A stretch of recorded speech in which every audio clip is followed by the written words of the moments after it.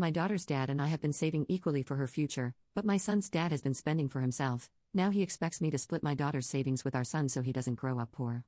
Posted by u/ximc. I have 2 kids, Alice, 12F, and Ben, 6M, with different dads. My ex, Alice's father, and I have a joint savings account where we've been depositing £10 per week each since I found out I was pregnant with her. After 13 years, at £20 a week between us, her account has £13,240 and is increasing by a little over £1,000 a year. When I found out I was pregnant with Ben, I created another savings account for him. Liam, his father, had a pre-existing savings account with a couple of £100 in it and thought he could build off that, so we have separate savings accounts for Ben. After 7 years, at £10 a week, the account I have for Ben has £3,610. If Liam were also contributing £10 a week, as Alice's dad is for her, Ben would have over £7,000. However, because Liam uses a separate account, I couldn't keep track in the same way as I could with Alice's account.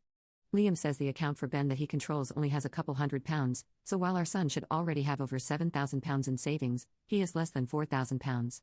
It seems that not only has Liam consistently forgotten to put money in, but he's also withdrawn 2 amounts, one for half the cost of our son's school uniform and one for the cost of his football kit.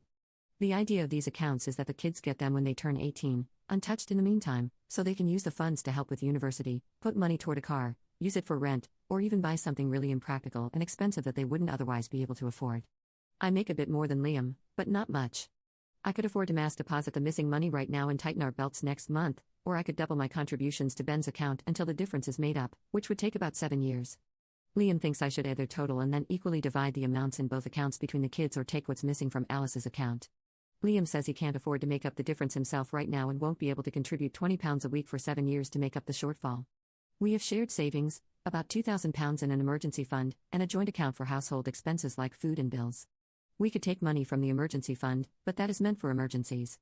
It just doesn't seem fair that Alice has significantly more than Ben, but I'm unsure how to fix it without being unfair to her. Edit. Technically, Liam is my fiancé, not my husband, but we've been together for 7 years, lived together for as long, and are currently wedding planning. I make the most out of all the parents, followed by my fiancé, and then my ex, Alice's father. Taking money from Alice's account was never an option as far as I was concerned, but it's what Liam suggested. The wedding fund has about £2,000 in it. I thought it was less, but I just sat down and counted it all out. It's literally a jar of cash. I could put the wedding fund as it stands into Ben's account without having to touch the emergency savings. If I did that, Ben would be much closer to where he should be, and Liam would only have to double his contributions for a couple of years to make up the rest of the difference. Update 1 day later. I asked him again why he didn't have the money.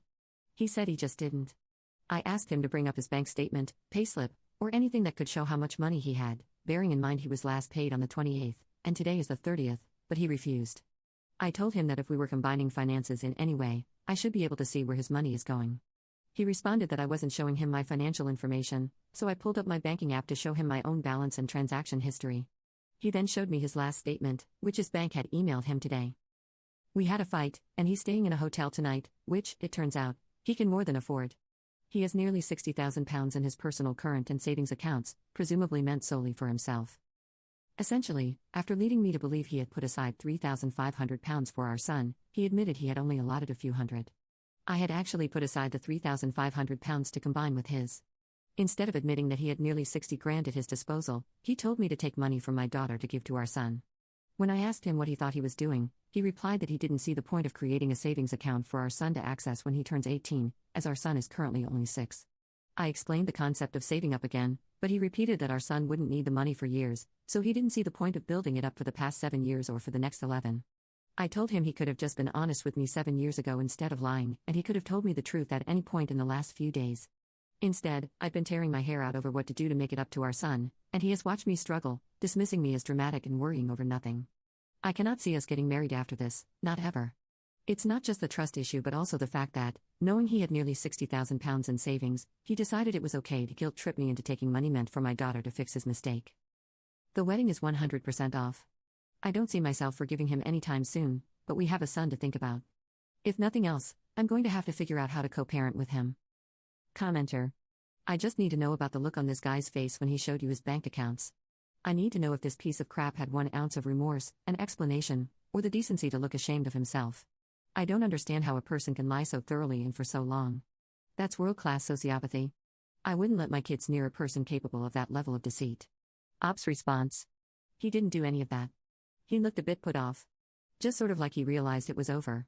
But then he tried to justify it, saying that our son was just going to piss it away once he was an adult.